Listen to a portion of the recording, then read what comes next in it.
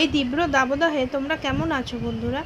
আশা করছি সবাই ভালো আছো, সুস্থ আছো। নমস্কার বন্ধুরা, মা বৌমার হিসেবে সকলকে স্বাগত জানাই। আজকে নিয়ে চলে এসেছি একদম সিম্পল একটা রেসিপি, চারাপোনা মাছের পাতলা ঝোল। এই গরমে যত হালকা পাতলা খাবার খাবে তত ভালো। দেখো এখানে চারাপোনা মাছ নিয়ে নিয়েছি, আলুর টুকরো করে কেটে নিয়েছি, আর দুটো পটল কেটে নিয়েছি, আর ফোড়নের জন্য একটু পেঁয়াজ কুচিয়ে নিয়েছি। এবার কড়াইতে সর্ষের তেল দিয়ে দিয়েছি, তেলটা গরম হতে একটু সময় দিয়েছি। তেলটা গরম হয়ে যাওয়ার পরে আমি মাছগুলো প্রথমে ভেজে নিচ্ছি আর কি। খুব বড় সাইজের চারাপোনা মাছ নয়, এগুলো ছোট সাইজের জ্যান্ত চারাপোনা যেগুলো হয় সেইগুলো। এই গরমে তুমি দেখবে যত হালকা ছোট মাছ খাবে আর যত বেশি করে মানে কি বলবো পাতলা জিনিস খাবে তত তোমাদের শরীর ভালো থাকবে।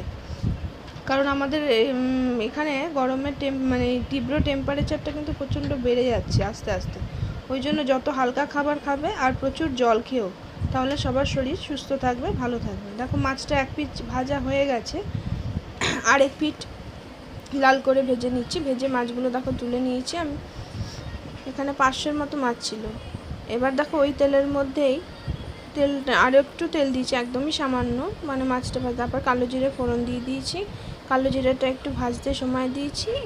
এরপর এখানে একে একে পটল আর আলুটা দিয়ে দিলাম। নুন দিয়ে পটল আলুটা হালকা করে একটু ভেজে নিচ্ছি। পটল আলুটা দেখো নুন দিয়ে হালকা করে ভেজে নিলাম। হালকা করে ভেজে নিয়ে এরপরে এর মধ্যে কুচনো পটল দেখো লাল লাল ভাজা হয়ে গেছে, আর আলুটাও ভাজা হয়ে গেছে। এবার এটা মধ্যে একটুখানি পেঁয়াজ যে কুচনোটা রেখেছিলাম সেটা দিয়ে দেবো। পেঁয়াজ কুচনোটা এর মধ্যে দিয়ে দিলাম, দিয়ে এবার ভালো করে আবার একটু ভাজা ভাজা করে নিলাম। এমনিতেই সবসময় দেখবে মোবাইলে বলো টিভিতে বলো সব জায়গায় সতর্কতা দিচ্ছে যে যতটা পারবেন রোদ এড়িয়ে চলতে, বা যার মানে প্রয়োজন ছাড়া কেউ আমি বলবো বাইরে বেরিয়েও না এত গরমের জন্য। এবার দেখো একটা বাটির মধ্যে আমি হলুদ গুঁড়ো, লঙ্কার গুঁড়ো আর জিরের গুঁড়ো ছোটো চামচের 1 চামচ করে নিয়ে নিয়েছি। একটু জল দিয়ে সেটাকে গুলে নিয়েছি। নিয়ে এবার সেটা তেলের মধ্যে দিয়ে দিলাম পেঁয়াজটা ভাজা হয়ে যাওয়ার পরে। এটাতে না মশলাটা সুন্দর কষানো হয় আর স্বাদটাও খুব সুন্দর হয়। দেখো মশলাটা বেশ ভালো করেই কষানো হয়ে এসছে। সামান্য একটু নুন দিয়ে দিয়েছি, দিয়ে ভালো করে ওখানে ছোটো চামচের 1.5 চামচের মতো নুনটা দিয়েছি, দিয়ে ভালো করে মশলাটা কষিয়ে নিচ্ছি। মশলাটা কষানো হয়ে গেছে। এবার এর মধ্যে আমি পরিমাণ মতো জল দিয়ে দিলাম। এখানে আমি কি বলবো 1 মগের মতো জল দিয়েছি। বড় কাপের তুমি এখানে 2 কাপ ধরে নাও আর কি, যেহেতু একদম পাতলা করে ঝোলটা করব টালটালে আর কি, তাই জল দিয়ে দিলাম। দিয়ে এবার ঢাকা দিয়ে দিয়েছি। ঝোলটা আলুটাও সিদ্ধ হয়ে গেছে আর ঝোলটা ফুটে গেছে। এবার ভেজে রাখা মাছগুলো আমি এর মধ্যে দিয়ে দিলাম।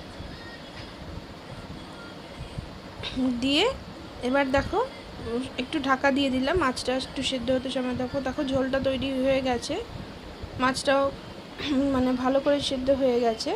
এরপরে নামিয়ে পরিবেশন করব আজকের রেসিপি চারাপোনা মাছের পাতলা ঝোল। রেসিপিটা কেমন লাগলো অবশ্যই সবাই কমেন্ট করে জানিও। ভালো লাগলে আমার চ্যানেলটিকে লাইক, শেয়ার আর সাবস্ক্রাইব করতে ভুলো না।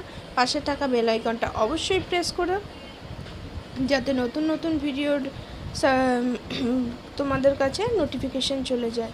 আবার চলে আসবো অন্য কোনো রেসিপি নিয়ে তোমাদের সাথে আড্ডা দিতে। ততদিন তোমরা সুস্থ থাকো, ভালো থাকো, আর রোদে যতটা পারো কম বেরিয়েও বেশি করে জল